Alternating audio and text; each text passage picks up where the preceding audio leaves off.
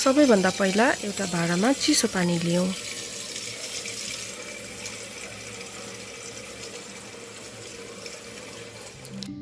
त्यसपछि ग्यासलाई अन गरेर त्यो पानीलाई उमाल्नको लागि राख्दियौं। अनि क्यान्डल लिएर त्यो क्यान्डललाई टुक्रा पारौं। यो टुक्रा पारेकोले चाहिँ मेल्टिङ प्रोसेस छिटो हुन्छ। अनि त्यो क्यान्डलमा भएको धागोलाई हामीले बाहिर निकाल्दियौं। यसले पछि हामीले फ्लावर बनाउँदाखेरि यसले असुविधा दिन सक्छ।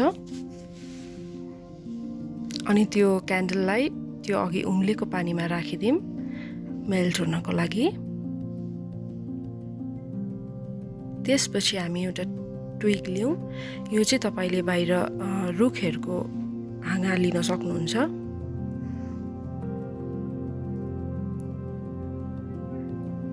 अब एउटा भाँडामा चिसो पानी लियौं अनि त्यो मेल्ट भइसकेको क्यान्डललाई बाहिर झिकेर हामी अब फूल बनाउन लाग्छौं। त्यसको लागि चाहिँ तपाईले आफ्नो औँलाहरू चिसो पानीमा चोबेर अनि त्यो मेल्ट भएको व्याक्समा चोबेर त्यसपछि त्यो ट्विगमा आफ्नो औँलालाई राख्नुहोस् अनि एकछिन छोड्नुपर्छ। त्यसपछि त्यो आफै सेलिन्छ व्याक्स अनि औँला तपाईले निकाल्न सक्नुहुन्छ। त्यही प्रोसेसलाई हामीले कन्टिन्यू गरौँ। अनि यो गर्दाखेरि चाहिँ तपाई एकदमै पेशेन्स हुनुपर्छ किनभने धेरैचोटी झर्छ बन्दैन। सो ट्राई गर्नु पर्यो। अनि यसरी नै तपाईले विभिन्न कलरको फूलहरू बनाउन सक्नुहुन्छ। मैले यहाँ पिंक कलरको क्यान्डल लिएको थिएँ। तपाईहरुले व्हाइट कलरको क्यान्डल लिएर त्यसमा जुन कलरको व्याक्स क्रेयन आउँछ त्यसलाई राख्न सक्नुहुन्छ। त्यसले कलर आउँछ।